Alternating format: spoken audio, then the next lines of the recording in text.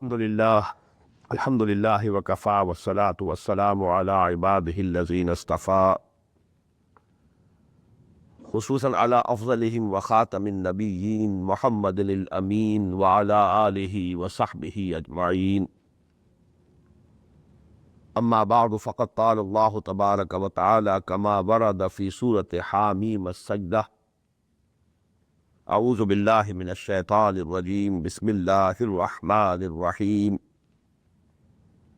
إن الذين قالوا ربنا الله ثم استقاموا تتنزل عليهم الملائكة ألا تخافوا ولا تحزنوا وأبشروا بالجنة التي كنتم توعدون إلى قوله تعالى وإما ينزغنك من الشيطان نزغ فاستعذ بالله إنه هو السميع العليم. صدق الله العظيم. رب اشرح لي صدري ويسر لي أمري واحلل عقدة من لساني يفقهوا قولي. اللهم ربنا ألهمنا رشدنا وأعذنا من شرور أنفسنا. اللهم أرنا الحق حقا وارزقنا اتباعه وأرنا الباطل باطلا وارزقنا اجتنابه. اللهم اجعلنا من عبادك الذين قالوا ربنا الله ثم استقاموا. آمين يا رب العالمين. In the last session we were discussing the first three ayat of this lesson number 4 of the first section or first part of the selected course of study of the Quran which we are discussing in these lectures. And we also studied 3 ayat from Surah Yunus alayhi salatu wassalam, which are very similar to these 3 ayat. Now, first of all, I want to discuss a few points regarding the exegesis of these 3 ayat, and then I shall proceed to discuss a very important issue, and that is the interaction of the angels and the humans. First of all, about this descending of the angels on those who say, Rabbuna Allah, summa istaqamu, and then remain firm on it. It is agreed upon by all that this descending of the angels is near the death of the mu'min. When a mu'min is dying, he is, so to say, being transferred from this world to the next. So these angels come from the next world as if to say welcome to these bondsmen of Allah subhanahu wa ta'ala. And you know, people, so many people have said something of this kind near their end. Virtuous people, when on deathbed, it has been reported about many that they said, well, get away to their relatives, make way for those who are coming, as if they saw the angels who had come to receive them from that other world, the invisible world. About this descending of the angels on a dying moment, there's no difference of opinion, it's all agreed upon. But there are certain people who doubt whether this coming down of the angels or the descending of the angels on the moments, on the believers, it continues in this life also.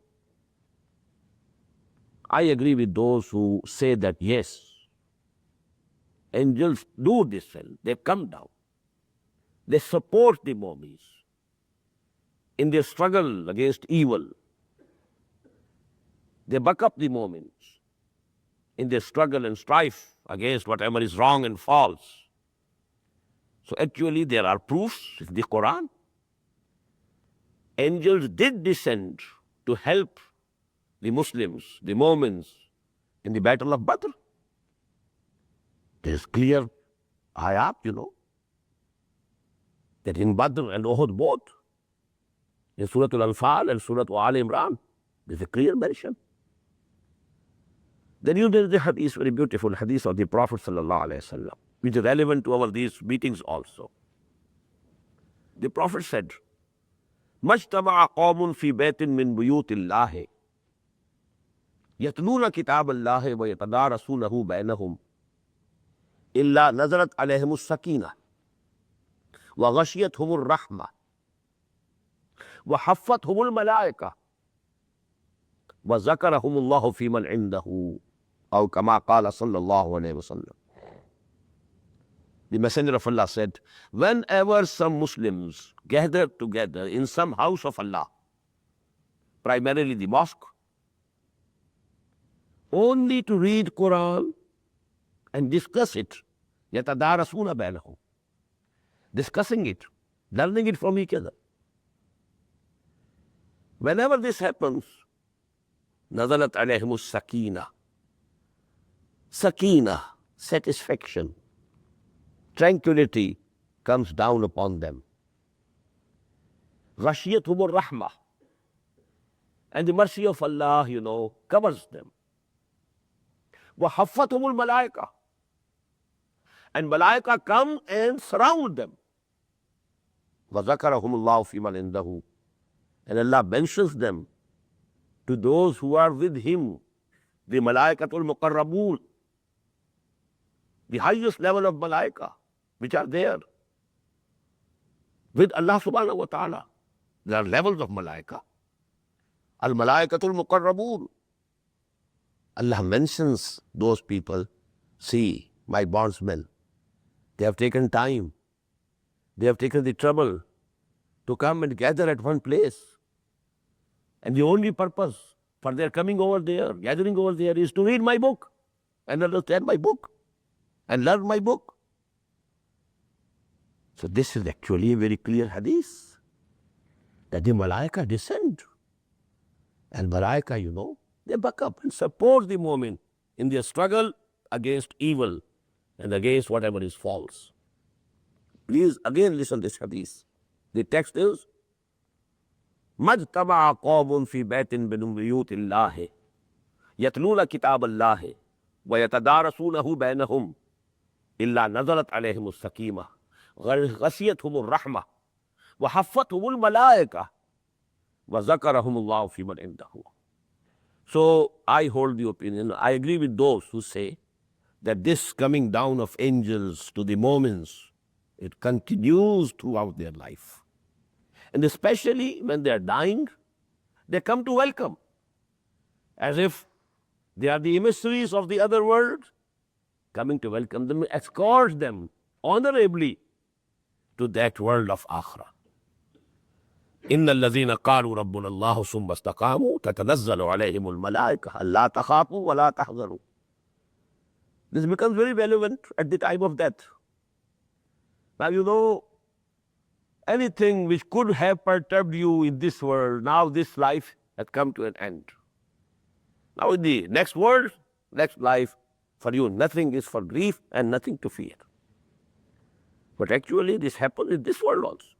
ألا إن أولياء الله لا خوف عليهم ولا هم يحزنون الذين آمنوا وكانوا يتقون لهم البشرى في الحياة الدنيا والآخرة وأبشروا بالجنة التي كنتم توعدون نحن أولياؤكم في الحياة الدنيا.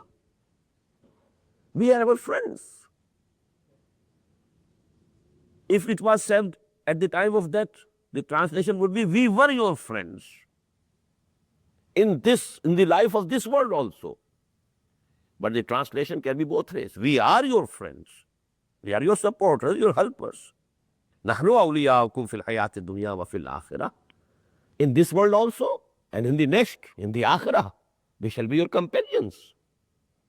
وَلَكُمْ فِيهَا مَا تَشْتَهِي أَنفُسُكُمْ.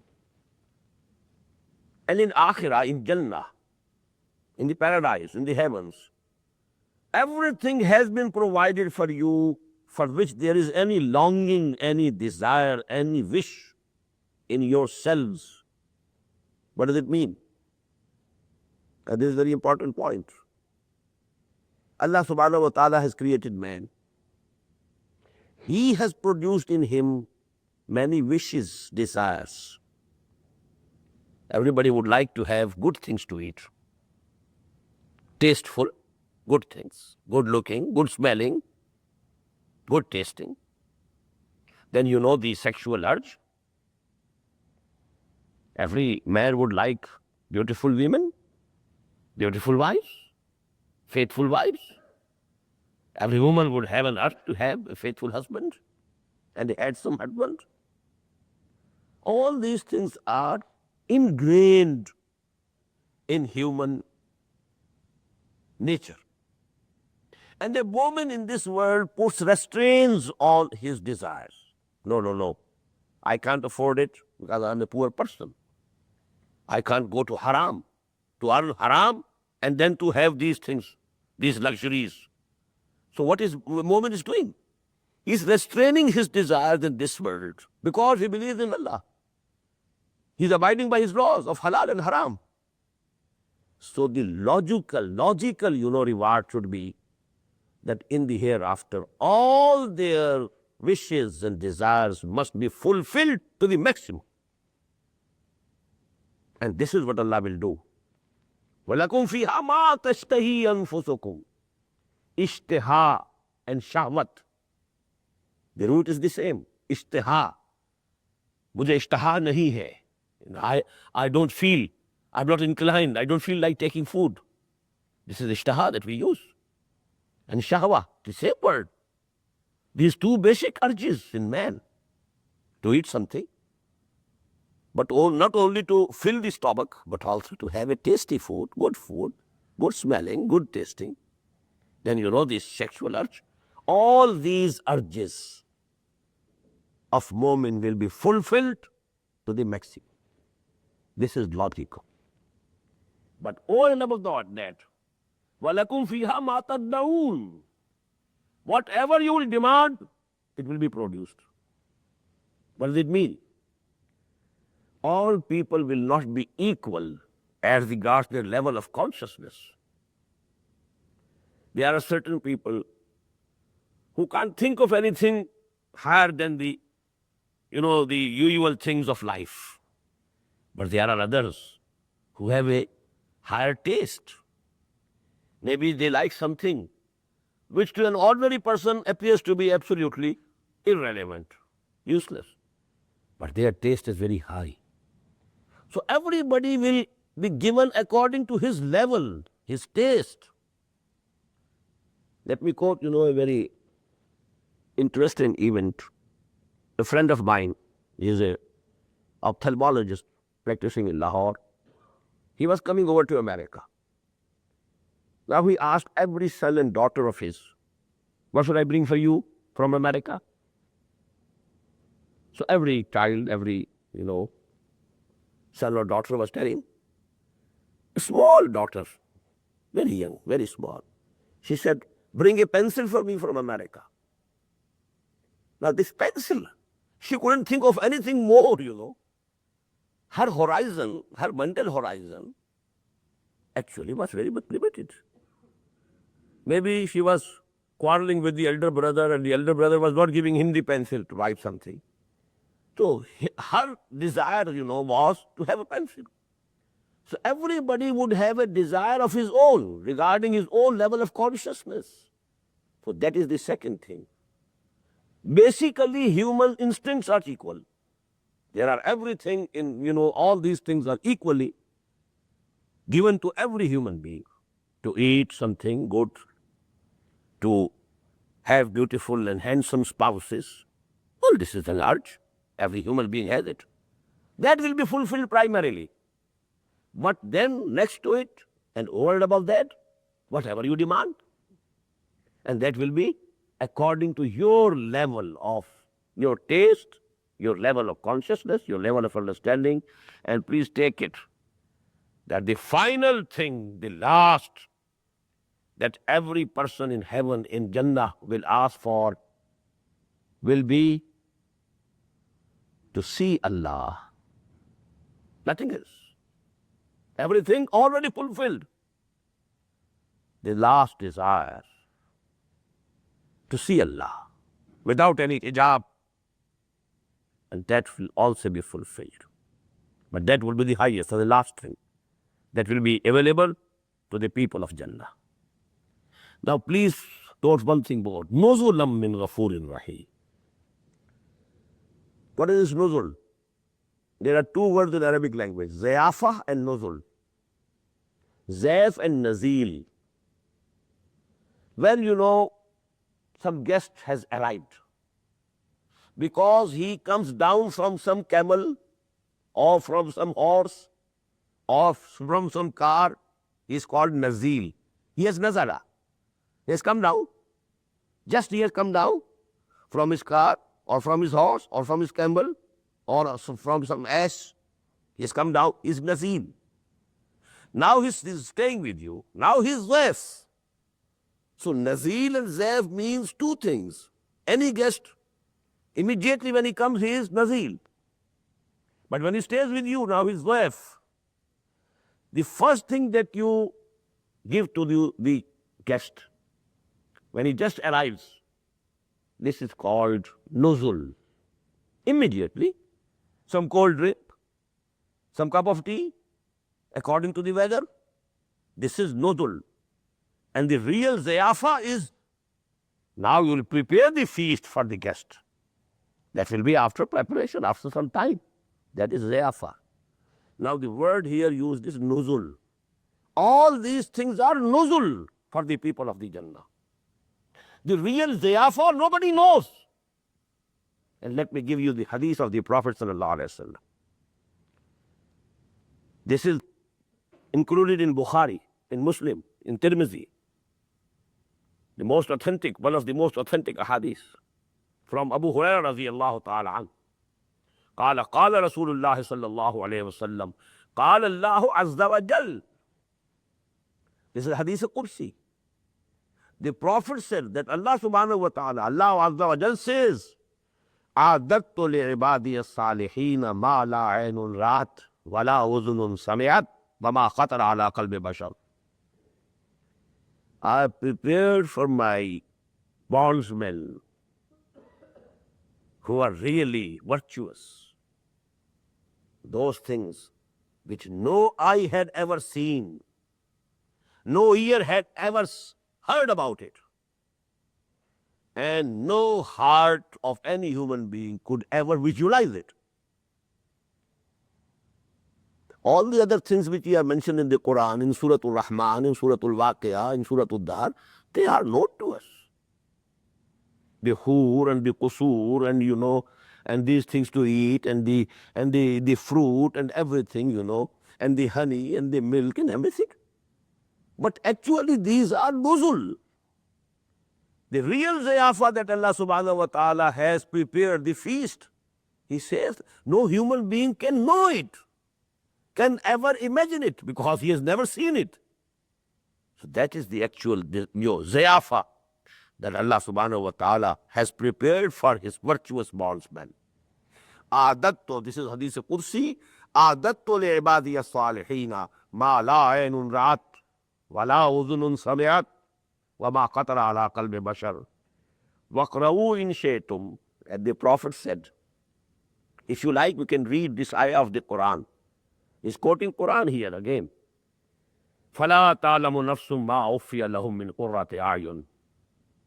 This is from Surah As-Sajdah. This is Hameem As-Sajdah which we are studying, and this is Alif Lam Mim As-Sajdah, which is called Surah As-Sajdah, which the Prophet used to recite every Friday in the first rakah of the Fajr Salah, Surah As-Sajdah. فَلَا تَعْلَمُ نَفْسٌ, nobody knows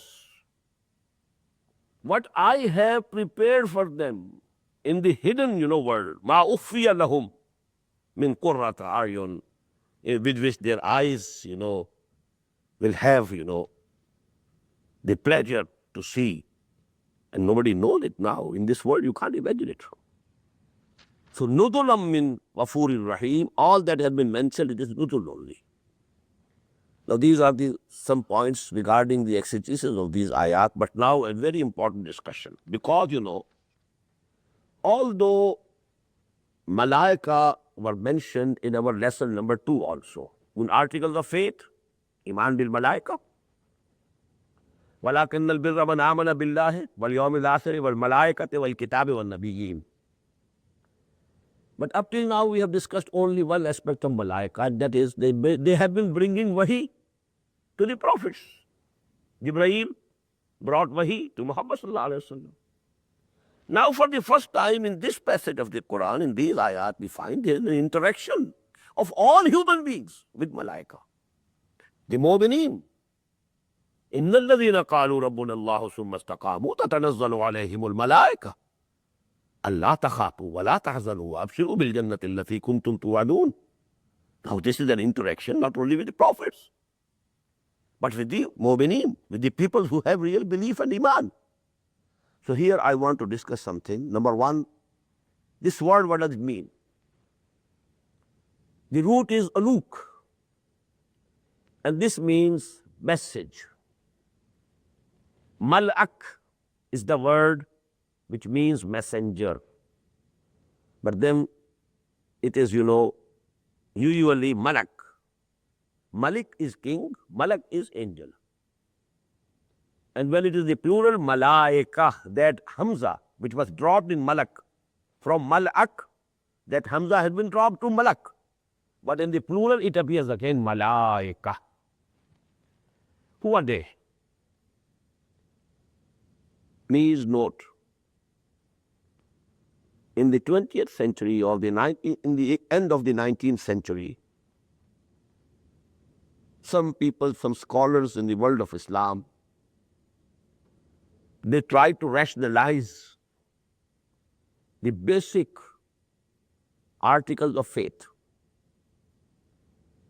And they said, for example, for Sayyid Ahmed Khan of Indian subcontinent, he said malaika are not personified existence. Only the forces of the nature have been named malaika. For example, force of gravity, what do you say? It's a malaika, it's one malak, and so on. This is a very big mistake, misunderstanding, a very fundamental zalala,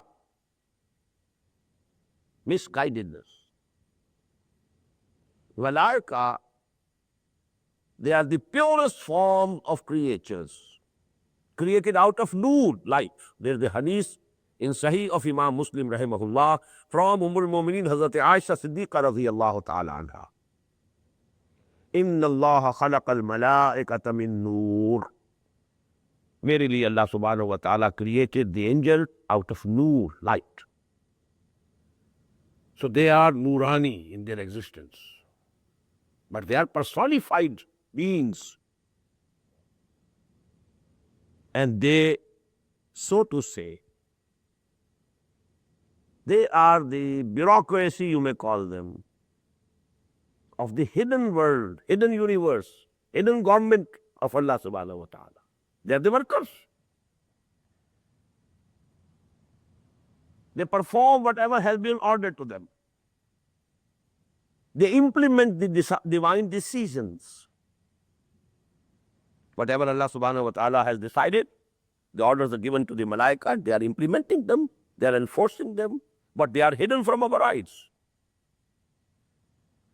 And they have a close interaction with human beings. Not only with the prophets, that they brought the wahi to the prophets, but as we are seeing here, تَتَنَزَّلُ عَلَيْهِمُ الْمَلَائِكَةُ وَلَا تَخَافُوا وَلَا تَحْزَنُوا. As I quoted the hadith, حَفَّتْهُمُ الْمَلَائِكَةُ. The malaika are present here.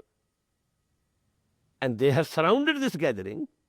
We have come here only to learn and read and understand and discuss Quran and nothing else. No political move, no other this worldly ambition, nothing of the sort. Alhamdulillah. Only to learn Quran, understand Quran. مَجْتَمَعَ قَوْمٌ فِي بَيْتٍ مِّن بُيُوتِ اللَّهِ يَتْلُونَ كِتَابَ اللَّهِ وَيَتَدَارَسُونَهُ بَيْنَهُمْ إِلَّا نَزَلَتْ عَلَيْهِمُ السَّكِينَةُ وَغَشِيَتْهُمُ الرَّحْمَةُ وَحَفَّتْهُمُ الْمَلَائِكَةُ وَذَكَرَهُمُ اللَّهُ فِي مَنْ عِندَهُ. So now please let me give you a very important fundamental philosophical point. We find in this world that this is the Islamic and Quranic philosophy of history. What is history?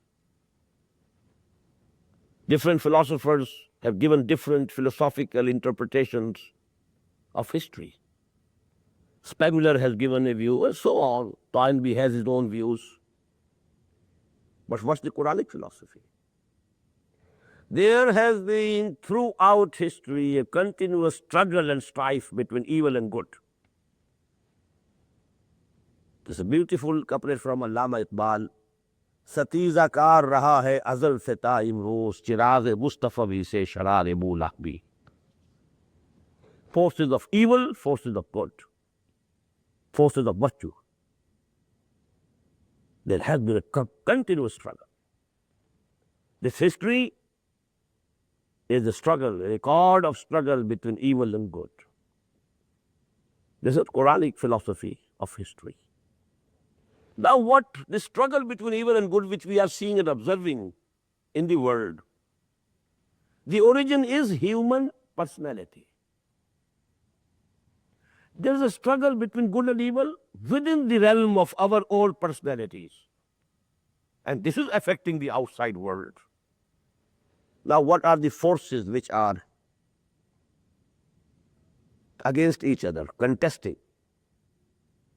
Number one, within our own selves, there is a force dragging us, pulling us towards evil. That is, inna nafsa la ammaratum bisu. Nafse ammara, we call it. If you like the Freudian terminology, it's the id or libido. It's the animal instincts. It's the baser self. This nafs always, demands something which is bad, which is evil. It is pulling us towards something which is bad and evil.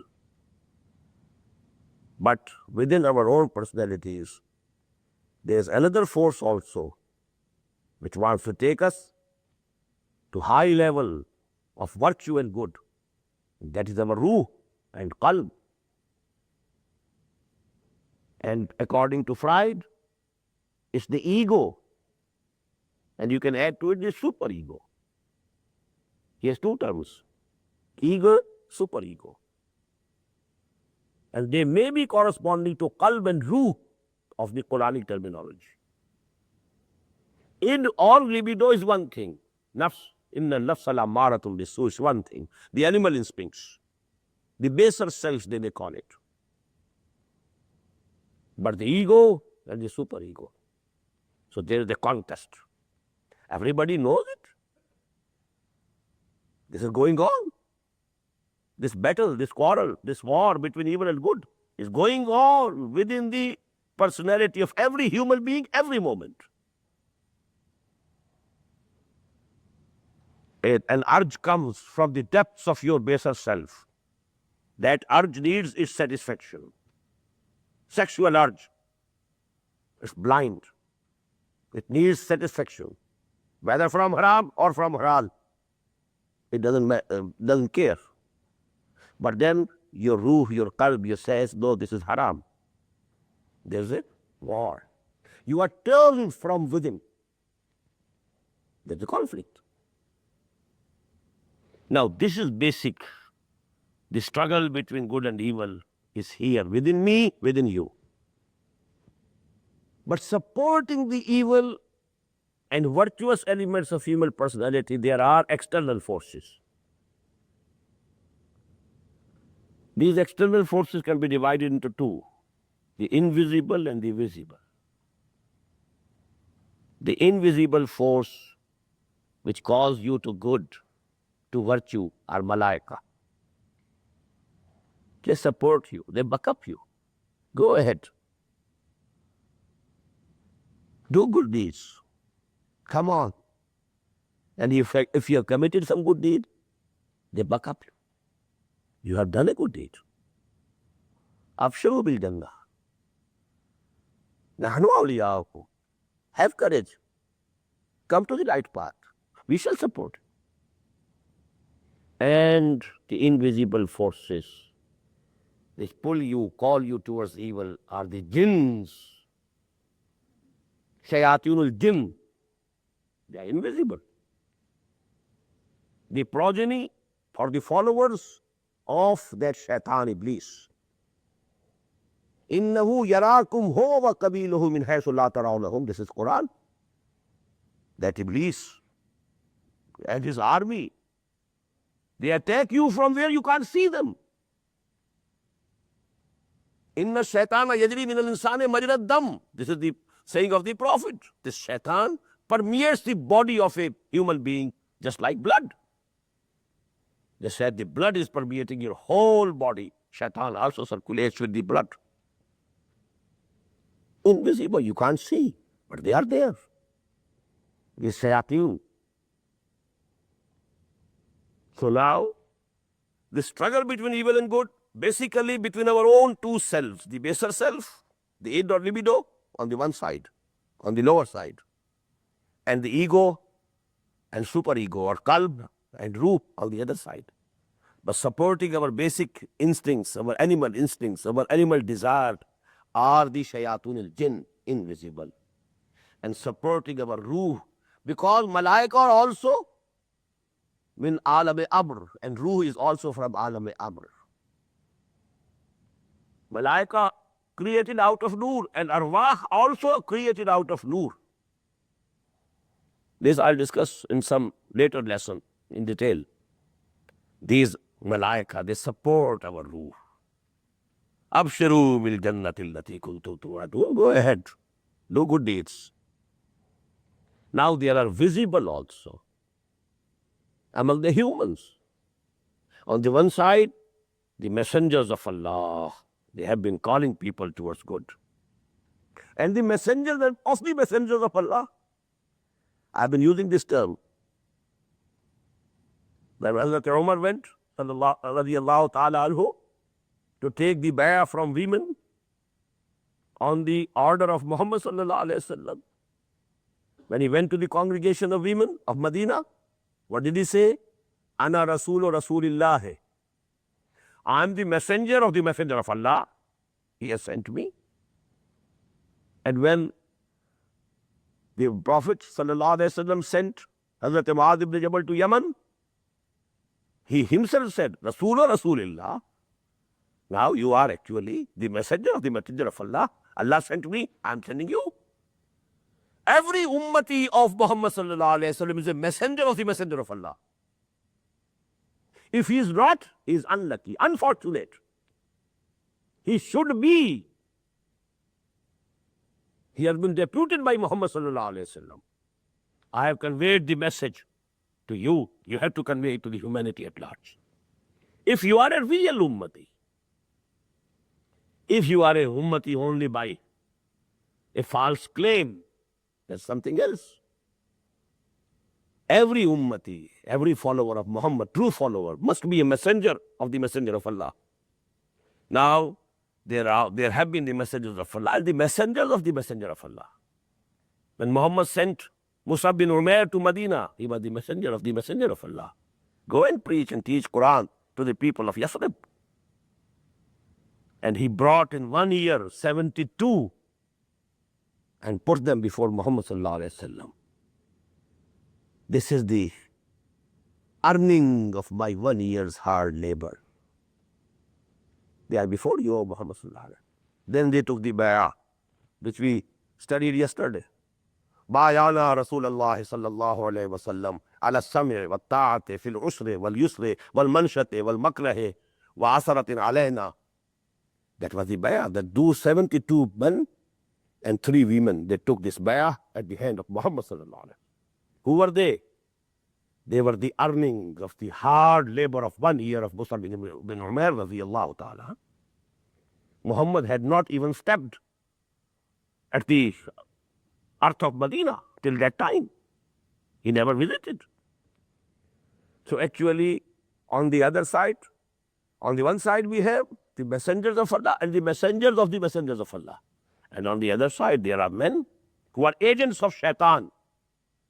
They are more than shaitan. Human beings. The human agents of shaitan are bigger than shaitan themselves. So this is actually the war, the forces arrayed against each other. Within human personality, the baser self and the real ego. The qalb and ruh on one side, and the animal instincts, and nafs ammara on the other side. Supporting them in the invisible world, the malaika supporting the ruh and qalb, and the shayateen jinn supporting this animal instincts, the nafs ammara. In the visible world, people who are calling towards Allah. Maybe they were the Sufiya, they were the awliya Allah, they were the Sahaba Kiram, going far and wide, taking the message of Muhammad Sallallahu Alaihi Wasallam to very far and wide.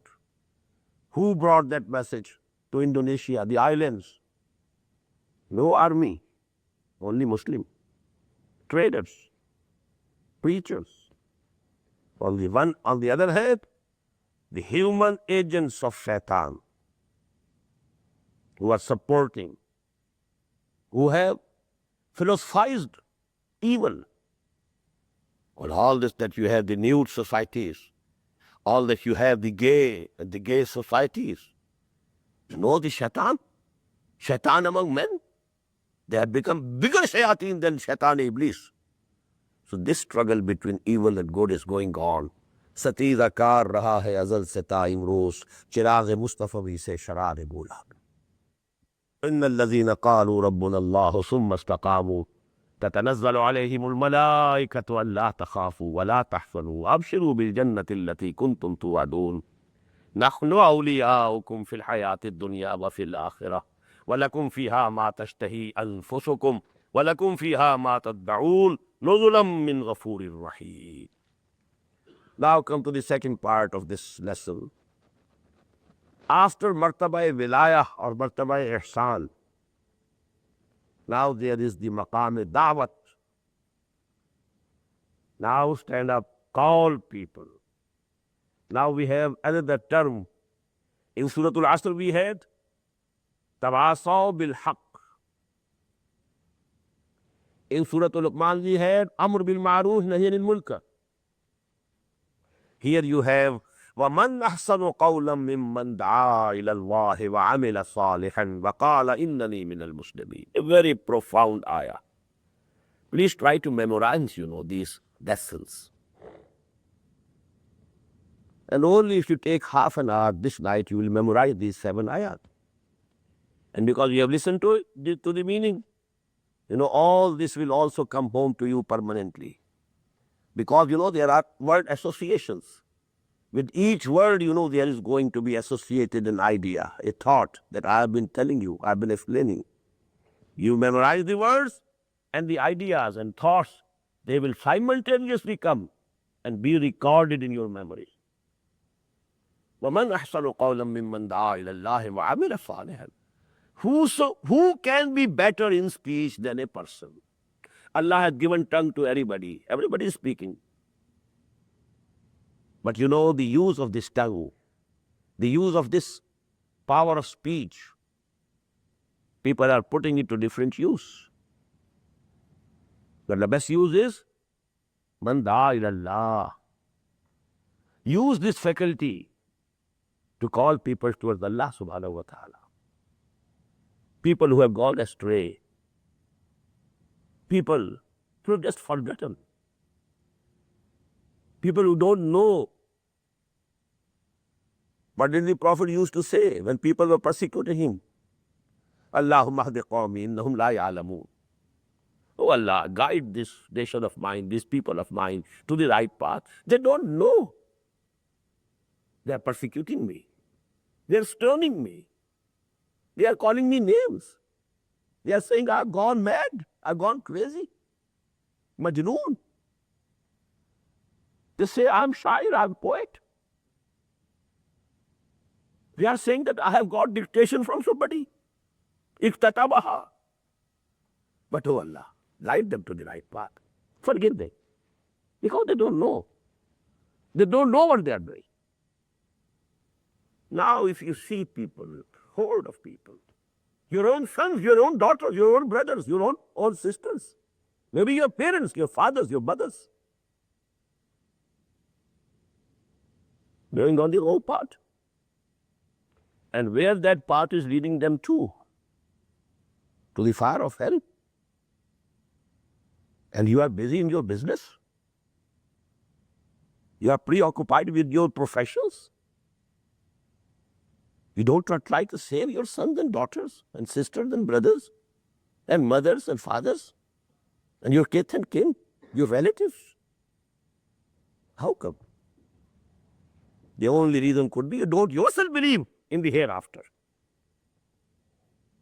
If a person really believes that we will be resurrected, if he really believes that the real life is the life of hereafter, he would devote all his time to save people from that life, from that fire of hell. The Prophet once said, the likeness, my likeness, the similitude, my similarity with you is to a person that there are people and they are not seeing that there is a ditch of fire. They don't see. And they want to follow it. And I'm holding you from your course.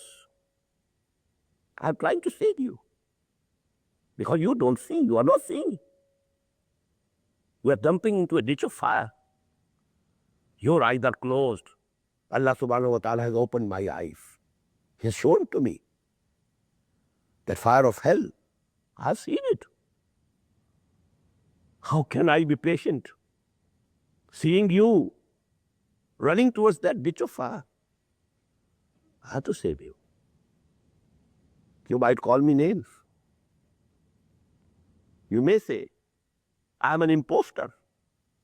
Say whatever you like. But I have to try to save you. So that is, the person who reaches that level of wilaya, he cannot have any time to gather money or to raise his level of life, standard of living. All his time, all his energies will be focused on one thing only, and that is to save people from the doom of the hereafter. Absolutely logical. The only thing is that you have real iman, real faith, real belief, conviction that it is going to happen, that there can be no other way. It won't be one of your part-time, occupation. It will be whole-time occupation. For us, the only example of Muhammad sallallahu alaihi wasallam. He was a very successful businessman. Did he devote even a single minute of his life after the beginning of Wahi to his business? Did he? And after, the prophets, we have the examples of the awliya Allah. For what purpose Shaykh Muinuddin Ajmeri went to India? To do some business? To raise some property? To make some money? What for Shaykh Ali Hajwari went to Lahore? What for? And then they settled there. Not that only for a few days and going back to your business and your shop and your service. No. For the whole life they stayed there. They made nothing for their progeny. They left no property. Just like the prophets. Just as Muhammad said, Nahnu masharul anbiya, la narisu wa la nuras ma taraknahu sadaqa. We, the prophets of Allah, we don't have any inheritance. Whatever we have when we die, it is sadaqah for Allah subhanahu wa ta'ala. For the people. No inheritance. La narisu wa la nuras ma taraknahu sadaqa. So this is actually the logical relationship. وَمَنْ أَحْسَنُ قَوْلًا مِّمَّنْ دَعَا إِلَى اللَّهِ.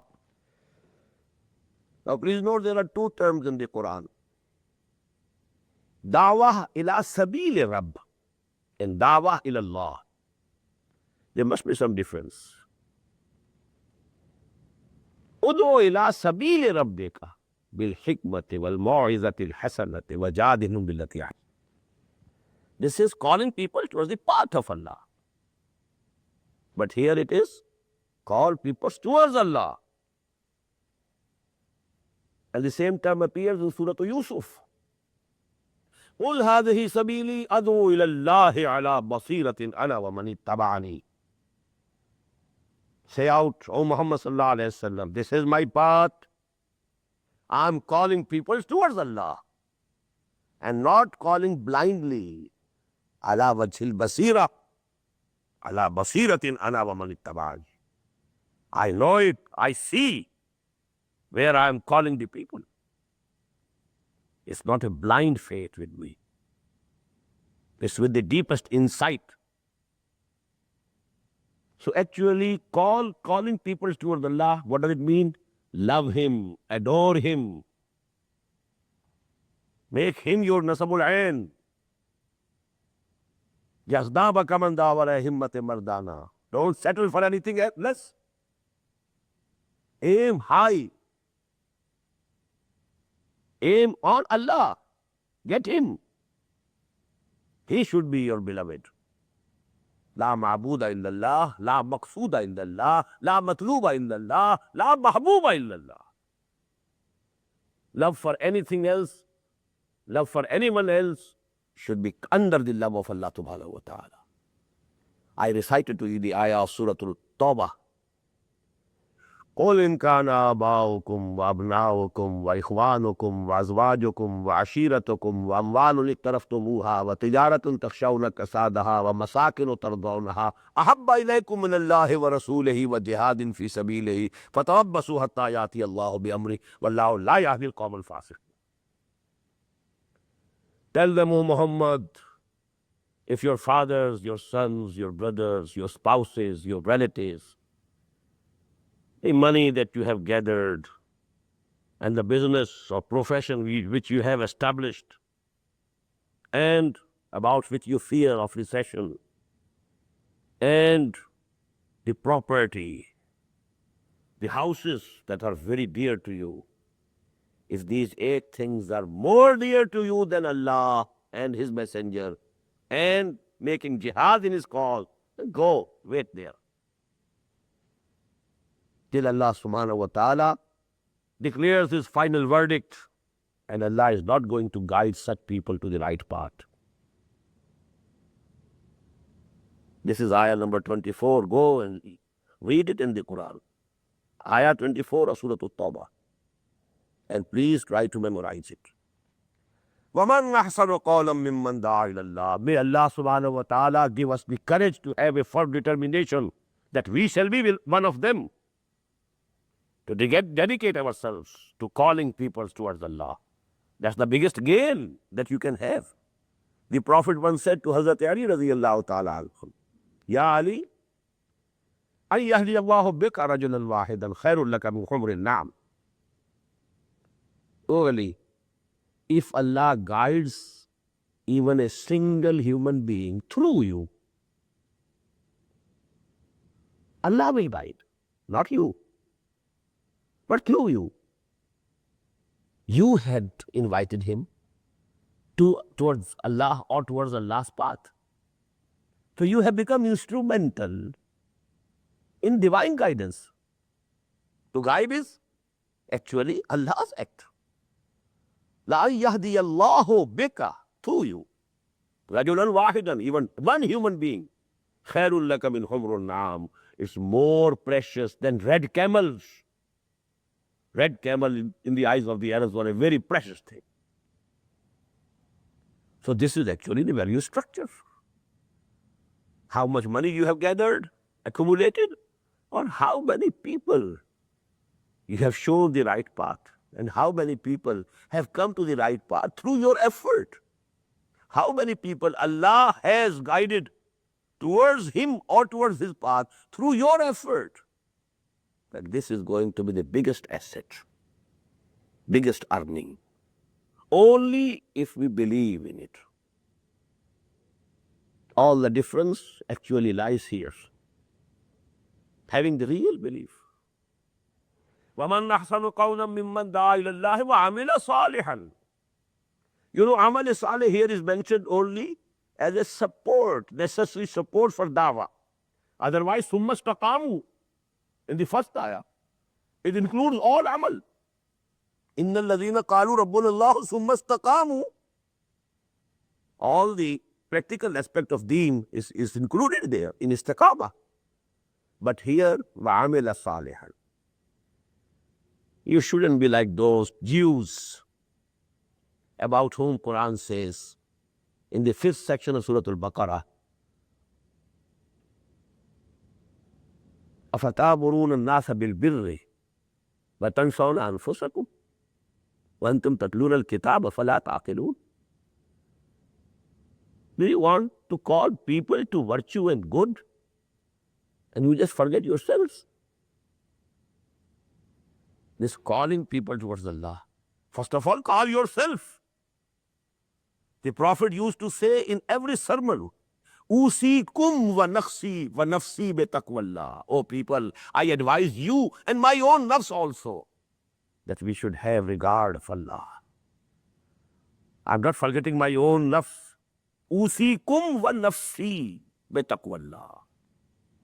I advise you also and my own nafs also to have taqwa for Allah, to have regard for Allah. أَتَأْمُرُونَ النَّاسَ بِالْبِرِّ وَتَنْسَوْنَ أَنفُسَكُمْ. You're going to preach Islam to far and wide people and you are forgetting your own sons and daughters. How come? You are a munafiq. Had you really believed in Islam and hereafter, the first attempt should have been for your own sons and daughters. This is a profession and nothing else. If you are forgetting yourself and your family and making speeches very loud and very, lengthy speeches to others, it's the business, it's the profession, nothing else. Had it been a real dawah, it should start with your own nafs, then your own kith and kin, your own family. Ya ayyuhalladhina amanu qu anfusakum wa ahlikum nara. Try to save yourself and your family from the fire of hell. Then anzir ashiratakal aqrabin. Then go and your close relatives. This is the natural growth, natural extension of dawah. Anything contrary to it is pathological. Something is wrong somewhere. It is a profession. It's something to earn some name or fame or money. That's all. وَمَنْ أَحْسَنُ قَوْلًا مِّمَّنْ دَعَا إِلَى اللَّهِ وَعَمِلَ صَالِحًا وَقَالَ إِنَّنِي مِنَ الْمُسْلِمِينَ. And he said, I am also from among the Muslims. What does it mean? Not a proud and haughty person. These are words showing humility. I'm calling you towards Allah, but I don't claim that I'm very high. I'm also a Muslim. I'm also trying to practice. I'm calling you also. And the second thing is, don't start another sect. In the name of Muslimin, I'm a part of the Muslim Ummah. I'm a Muslim. Don't call you anything yourself, anything except Muslim. You can follow some fiqh. You can follow some school of fiqh. That's a separate thing. But don't identify. Your identification, your identity should be only one. That is, I'm a Muslim. Innani minal muslimin. Huwa sammakumul muslimin. He has given you the name of Muslim. Keep this name first and foremost. وَقَالَ إِنَّنِي مِنَ الْمُسْلِمِينَ. Now this is actually a full character. After maqam-e walayah, maqam-e da'wah. It's the place from where you are now calling people. But don't think you are very high and you are looking down upon people, with contempt and hatred and scorn. No. Only they are misled, misguided. Only they don't know. Call them from the depths of your hearts. Call them with maximum sincerity for them. You should have their good before you. That may Allah save them. وَلَا تَسْتَوِي الْحَسَنَةُ وَلَا السَّيِّئَةُ. Now there has always been a reaction an opposition to those who call people towards Allah or His path. It's a rule. We studied that rule in the third lesson also. Ya bunayya aqimi salah wa'mur bil ma'ruf wa nahy anil munkar wasbir ala ma asabak. Oh, my little, dear little son, establish the regular prayer. Keep it established. Ordain other people. Bid them, order them for whatever is good, and forbid them from whatever is evil. And then have patience. Bear with forbearance what comes to you. Because haqq is mur, al-haqqu murrun. This is the saying in Arabic. Truth is bitter. People don't like it. Then if you are hitting, although it's not your aim, but when you are telling the truth, it might be hitting the vested interest of a person or a group or a section or a class of the society. They are bound to retaliate. What was the quarrel between Muhammad sallallahu alaihi wasallam and the people of Makkah? Was there any dispute of land or property or some woman or some money or some loan?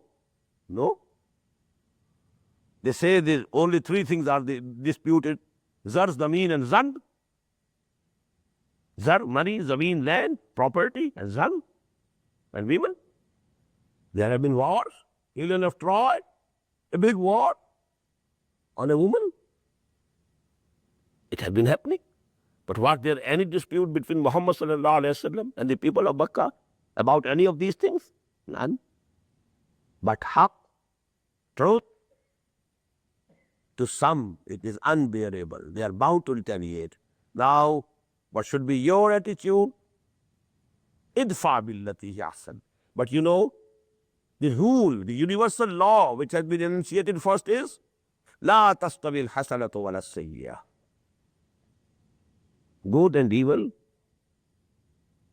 cannot be equal. Good has its own effect. Evil has its own effect. If someone is doing evil to you and you do good to him, your doing good to him will not be without as a result. So, idfa billati ahsan. You must defend yourself against their evils in a way which is the best. If they are throwing stones upon you, you present them the flowers. If they are calling names to you, you pray to Allah for their guidance. There was a woman who used to tease Muhammad sallallahu alaihi wasallam. One day, she didn't do it. The Prophet inquired, and he was told she's ill. He went to his house, and this changed that woman. What I have been doing to him, and what he has come here to do to me. After all, human nature, it does respond. Idfa billati ahsan, فَإِذَا الَّذِي بَيْنَكَ وَبَيْنَهُ عَدَاوَةٌ كَأَنَّهُ وَلِيٌّ حَمِيمٌ. There can be a result that between him and you there was enmity before, but then now that person will become the closest friend and supporter for you. Idfa billati ahsan. Time is over. I'm sorry, we shall have to take some time tomorrow to complete this lesson of ours. But then tomorrow's lesson, real lesson, is Surah Al-Qiyamah. And that we shall inshallah complete tomorrow. Full surah. Barakallahu li wa lakum fil Qur'an al-Azim. Wa nafa'ani wa iyyakum bil ayati wa zikri hakim. Innahu ta'ala jawadu karimun malikum barru raufur rahim.